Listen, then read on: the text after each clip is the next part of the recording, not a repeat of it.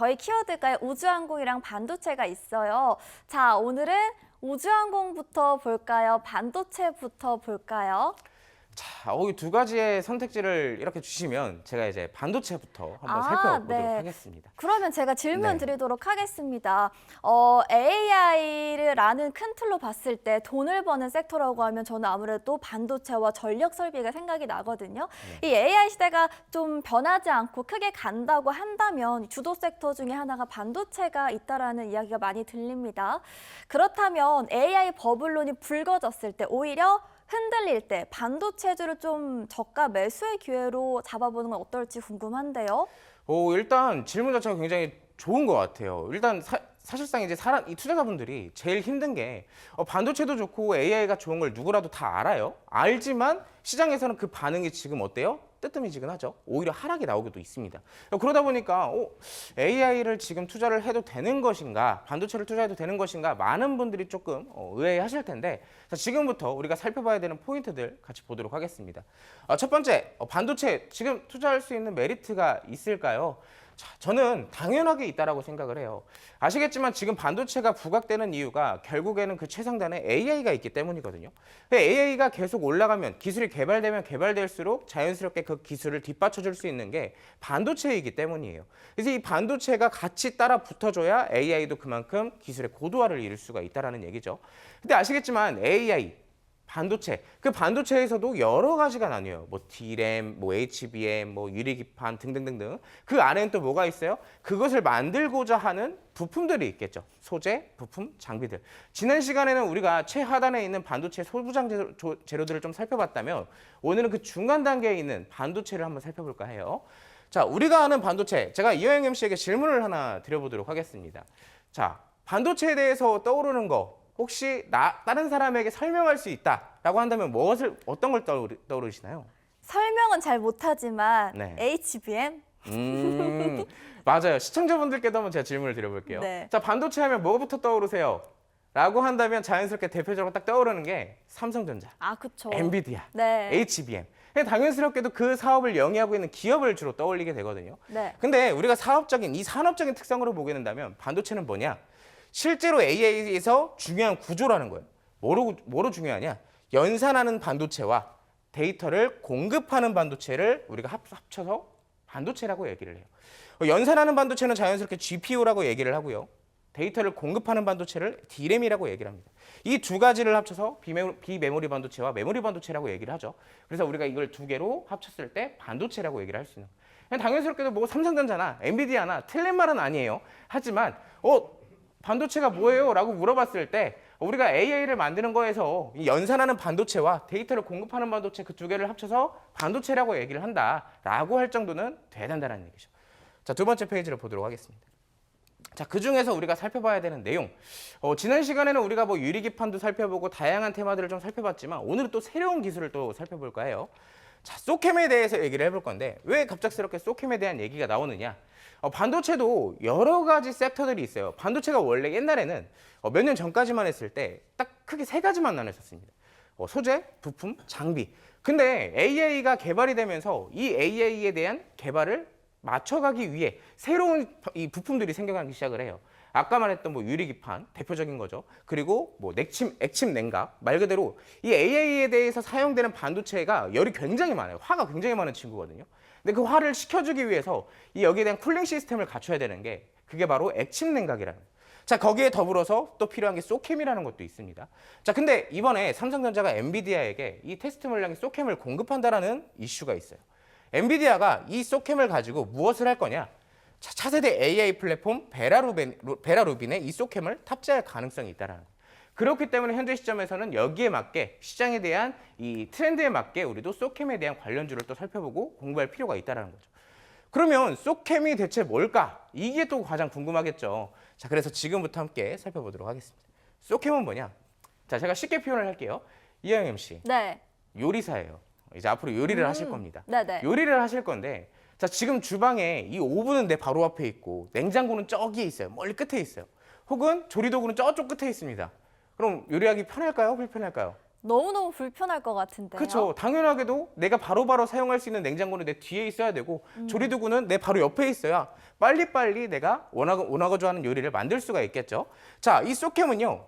이 반도체가 일을 하기 위해서 바로 옆에 빨리빨리 일을 할 수 있게끔 도와준 하나의 서랍 같은 거라고 생각을 해보시면 될 것 같아요. 자, AA 반도체 옆에 붙어있는 초고속 데이터 서랍입니다. 자, 왼쪽에 보시면 이 로봇이 있죠. 이 로봇이 여기 주방에서 일을 하고 있어요. 요리를 열심히 하고 있습니다. 근데 앞에는 뭐가 있어요? 서랍에 뭐 CPU, GPU, 메모리 다 들어 있습니다. 바로 뒤에 뭐가 있어요? 냉장고도 있어요. 그렇기 때문에 동선이 굉장히 짧기 때문에 데이터를 주고받는 속도가 어떻게 했어요? 당연히 굉장히 빠르겠죠. 그만큼 연산하는 속도가 빠르다라는 얘기예요. 그게 바로 소캠의 역할입니다. 자, 이 소캠은 과거와 현재가 어떻게 달라지느냐? 과거의 반도체는 연산량도 적었어요. 우리가 흔히 알고 있다시피 반도체가 뭐 지금처럼 AI, 뭐 슈퍼컴퓨터 그런 거에 역할을 하는 게 아니라 단순하게 문서 작업, 예를 들어서 뭐 계산 이런 것만 간단하게 했기 때문에 연산하는 양 자체가 그렇게 많이 필요하지 않았습니다. 데이터 이동 자체도 마찬가지죠. 자, 근데 여기에 대해서 일반 메모리로도 충분했었어요. 그래서 발전할 필요가 없었는데, 자, 지금은 어때요? 연산량과 데이터 이동이 모두 폭증한 상태예요. 우리가 흔히 AI 플랫폼을 쓰더라도 우리가 원하는 정보를 딱 필요한 정보를 질문을 하잖아요. 그 질문을 바로바로 빨리빨리 받아보기 위해선 이 데이터가 필요하다는 거예요. 반도체가. 그게 바로 HBM이나 유리기판 등이 포함이 된다는 거죠. 자, AI 칩의 성능의 저하와 이 전력 소모 발열량이 모두 올라가게 되고 그리고 효율이 저하하게 돼요. 이 소캠이 없게 된다면. 조금 더 쉽게 비유하자면 그거예요. 우리가 지금까지는 논길을 다니는데 슈퍼카를 끌고 다닐 필요가 있어요? 없겠죠. 그 조그만한 길에 슈퍼카가 다닐 수가 없잖아요. 자, 근데 지금 어떻게 됐어요? 그 논이 엄청나게 개발이 됐어요. 도로가 엄청나게 넓어졌다는 얘기입니다. 그만큼 거기에 맞는 빠른 자동차도 함께 붙어줘야 된다는 얘기고요. 그게 바로 소캠의 역할이라는 얘기예요. 굉장히 쉽죠? 자, 이제 관련되어 있는 차트를 좀 보도록 할 건데요. 우리가 아까 봤던 것처럼 뭐 삼성전자나 SK하이닉스가 이제 대표적인 기업들일 건데 오늘은 SK하이닉스에 대한 차트를 좀 보도록 하겠습니다. 오늘 여러분들과 제가 차트를 보면서 두 가지의 포인트를 좀 주로 볼 거예요. 차트 안에 올바른 길을 알려주는 황금선과 그리고 그 올바른 길에 올바르게 올라갔는지를 확인해주는 이정표를 볼 겁니다. 단순하게 하나만 황금선 위에서 안전하게 움직여줘도 사실상 올바른 길을 잘 가고 있네 라고 생각을 하실 수도 있겠지만 여기에 대해서 이 붉은색 기둥 이정표까지 함께 더해진다면 얘는 이 올바른 길을 잘 알고 가고 있으니 떨어질 가능성도 적겠구나 라고 생각을 해볼 수 있는 거예요. 자, 근데 지금까지의 시점을 볼게요. 자, 지금까지는 이 황금선에 대해서 올바르게 탑승을 하지 못했었어요. 이 올바른 길인지 아닌지 자기도 이제 긴가민가 한 거죠. 자, 근데 어느 순간 2021년도 당시에 올바른 길에 정확하게 탑승을 해주기 시작합니다. 자, 붉은색 기둥이 연달아서 연이어서 뜨게 되죠. 자, 그리고 나서 황금선에 무사하게 탑재를 해주고 나니까 어떻게 돼요? 이 아래에서 쉽게 떠나려고 하지 않아요. 자, 그러다 보니 2023년도 당시에는 황금선 위로 완전하게 탑승이 되고 그 뒤로부터는 어떻게 됐을까요? 주가가 꾸준하게 우상향이 됐다는 거예요. 자, 우리가 흔히 주식 투자를 하면서 가장 궁극적인 목표가 뭐예요? 수익을 많이 보고 싶다, 수익을 크게 보고 싶다잖아요. 근데 중요한 건 단점이 하나가 뭐냐면 빨리도 갔으면 좋겠는데 빨리 가질 않아요. 다만 그러면 우리가 둘 중에 하나를 포기해야 돼요. 수익을 적게 보든가 빨리 보든가 아니면은 좀 천천히 보든가 수익을 크게 보든가 그 두 가지를 놓고 봤을 때 지금 이 황금선과 이정표는 무슨 역할을 도와주느냐? 조금 천천히는 갈 수 있지만 수익을 높게 볼 수 있다. 많이 볼 수 있게 해주는 역할을 하거든요. 자, 지금의 시점에서 황금선에서 이때 당시 주가가 얼마였냐? 10만 원에서 15만 원대였어요. 자, 황금선 위로 탑재하니까 주가는 65만 원 근처까지 올라가게 됐습니다. 자, 두 번째 차트도 함께 살펴보도록 할게요. 우리나라에서 이제 중소기업들 중에선 이 소킴에 관련주로서 이제 대표적인 기업을 본다면 현재 시점에서는 이제 신텍이라고 같이 볼 수 있을 것 같아요. 신텍도 아까 전에 제가 말씀을 드렸던 차트랑 굉장히 유사한 흐름을 가져가고 있는데 자, 지금까지는 어떻게 됐어요? 황금선 밑에서 갈팡질팡하고 있어요. 우리가 여행을 할 때도 잘못된 길을 가게 되면 굉장히 불안하잖아요. 자, 지금의 시점에서도 마찬가지로 황금선 밑에서만 움직임이 나왔었기 때문에 지금 어때요? 주가가 우하향으로 흘러가게 됩니다. 자, 근데 이제 어떻게 됐어요? 황금선 위로 이정표가 딱 뜨게 돼주면서 현재 시점에서 여기서 떠나지 않고 우상향이 지속해서 나와주게 됐다는 거예요. 이때 당시 이정표가 떴던 주가는 23,000원대였고요. 자, 현재 시점에서 67,000원대까지. 자, 이정표가 발생된 시점은 6월 달이었습니다. 주가가 언제까지 올라갔어요? 10월 달까지. 무려 4개월 동안 200%에서 300% 가까이 올라갔다는 얘기죠. 자, 이것처럼 여러분들이 내가 차트를 못 봐요, 차트가 어려워요 하시는 분들이 있을 거예요. 굉장히 쉽게 적용할 수 있는 두 가지 공식이 있습니다. 자, 올바른 길을 가고 있는지만 찾아보면 되고요. 그 길을 올바르게 신뢰할 수 있는지 그 두 가지만 보면 되는데 이 부분도 제가 소통창고 안에서 또 교육을 추가적으로 해드릴 테니까 꼭 함께 하시고 두 번째 키워드도 함께 하시기 바라겠습니다. 네, 앞서 살짝 공개를 했죠. 저희 두 번째 키워드는 요즘 너무너무 뜨거운 우주항공주 이야기 나눠보도록 하겠습니다. 자, 스페이스 X 상장의 공식화 소식에 우리의 또 우주항공 관련주가 정말 큰 주목을 받고 있어요. 연속성 있게 나오고 있고요. 상장을 만약에 하게 또 되면 기업 가치가 뭐 2,000조 원이 넘는다라는 전망 나옵니다. 정말 어마어마하죠. 자, 일단 누리호 발사 성공했고요. 이노스페이스도 20일에 발사가 또 예정되어 있다고 하더라고요. 자, 천천히 살펴보자면 일단 스페이스 X 재료 너무 좋고요. 누리호 성공했고요. 여기에 만약에 이노스페이스까지 성공을 하게 된다면 자, 가이드님 기운이 더 세게 오지 않을까요? 어떻게 보실까요? 그쵸. 근데 제가 이거를 항상 말씀드리기 전에 사실 주식은 기대감으로 움직이잖아요.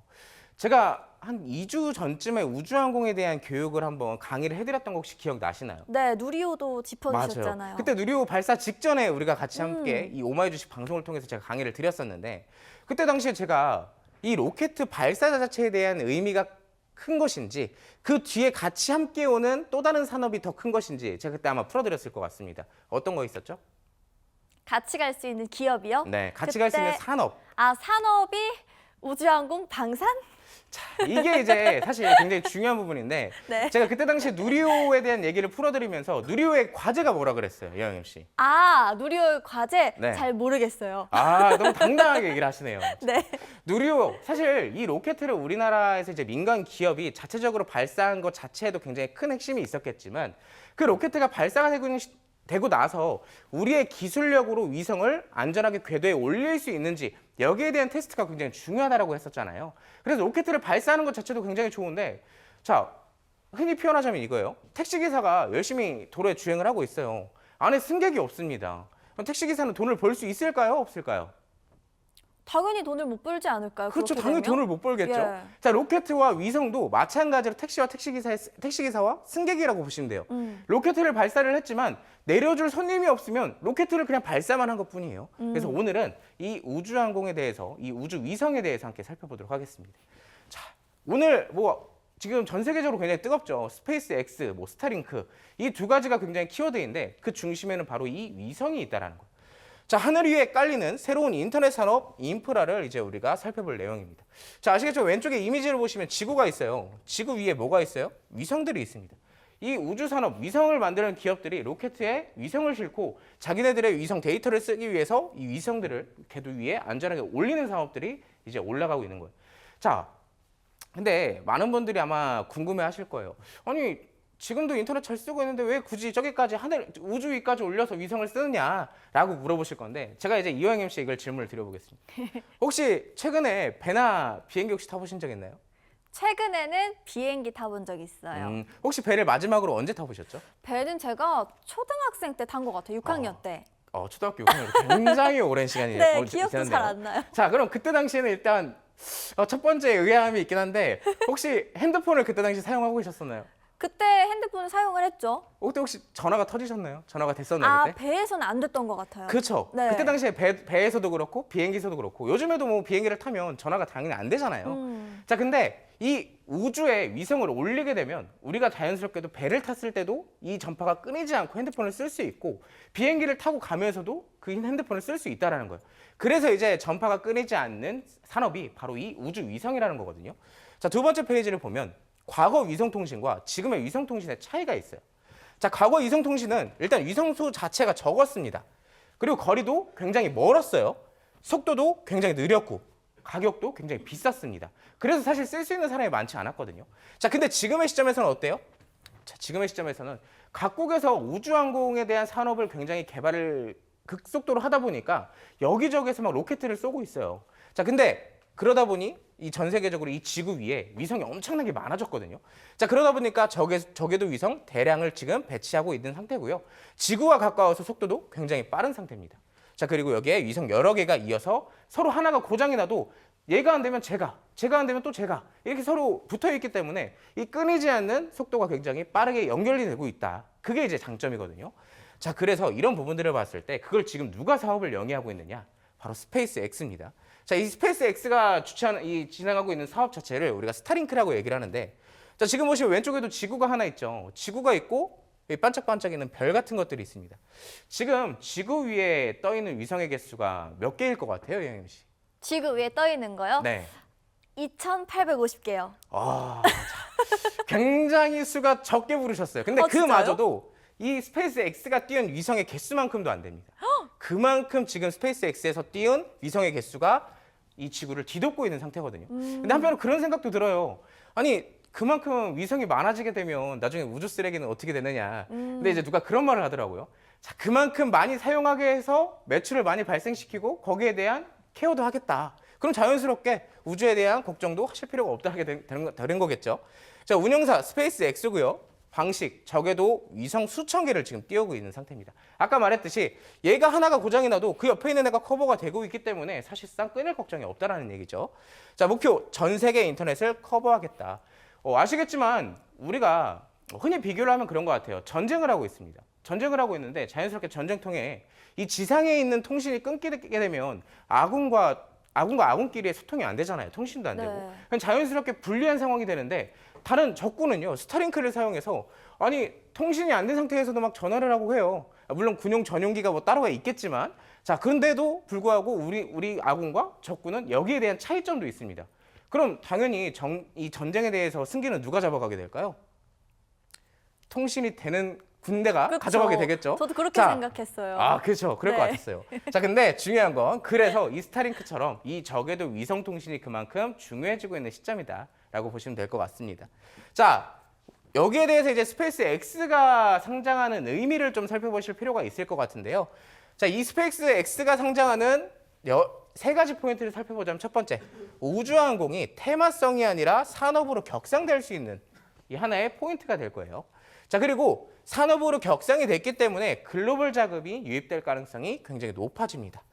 자연스럽게 우주항공은 이 로켓을 만드는 기업이 전부가 아니에요. 우리가 봤던 것처럼 이 위성도 만들어야 되고 이 위성을 사용할 수 있게 만드는 서비스 산업도 있어야 돼요. 그런 것처럼 관련 기업도 재평가 가능성이 있다는 거겠죠. 이 세 가지 포인트를 살펴보면서 어떤 산업, 어떤 재료들이 있는지 이 페이지를 보면 될 것 같습니다. 첫 번째, 위성 제작이죠. 위성 제작이 있다면 당연스럽게도 통신위성과 관측위성, 군사, 정찰 위성이 있을 겁니다. 자, 지상국의 통신 장비도 이 말 그대로 지상에서 그 통신을 받아야 되기 때문에 위성과 신호를 할 수 있는 송수신기, 안테나, 단말기 등이 있을 거고요. 자, 발사체, 로켓이 있어요. 아시겠지만 우리가 하나의 로켓에서 위성을 실어가지고 나를 수 있는 것은 한계가 있어요. 그러다 보니까 이 로켓을 여러 번 썼다 받았다 해야 될 거 아니에요? 근데 그 로켓을 하나 만드는데도 굉장히 많은 비용이 들어갑니다.